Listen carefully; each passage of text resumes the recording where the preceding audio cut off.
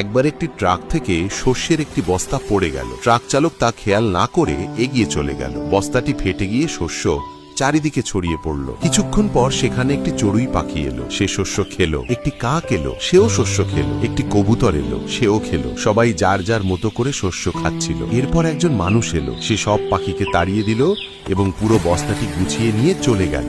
পাখিরা বর্তমান মুহূর্তে যতটুকু প্রয়োজন ঠিক ততটুকুই নিচ্ছিল, কিন্তু মানুষটি তার আগামী দিনের কথা ভাবছিল, অথচ সে জানেও না তার আগামীকাল আছে কি নেই। আমরা ছোটবেলা থেকেই শুনে আসছি যে কাফনের কাপড়ে পকেট থাকে না, অর্থাৎ মৃত্যুর পর সঙ্গে কিছুই নিয়ে যাওয়া যায় না। তবুও মানুষ কেবল এই এক চিন্তায় মগ্ন থাকে, যেমন তেমন করে শুধু ধন এসে যাক। আমাদের পূর্বপুরুষরা এবং সাধু সন্তরা একটি খুব সুন্দর কথা বলে গেছেন, যদি পুত্র সুপুত্র হয় তবে কেন তার জন্য ধন জমাচ্ছ, সে নিজেই রোজগার করে নেবে। আর যদি পুত্র কুপুত্র হয় তবে কেন তার জন্য ধন জমাচ্ছ, সে তো এমনিতেই সব উড়িয়ে দেবে। অবশ্যই পরিশ্রম করুন, প্রচুর অর্থ উপার্জন করুন, কিন্তু তা খরচও করুন। বর্তমানকে গুরুত্ব দিন, ভবিষ্যতের জন্য অতিরিক্ত চিন্তা করে জীবনকে নষ্ট করবেন না এবং অপ্রয়োজনীয় ধন জমানোর প্রবণতা পরিহার করুন।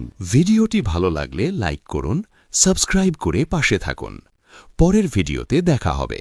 আল্লাহ হাফেজ।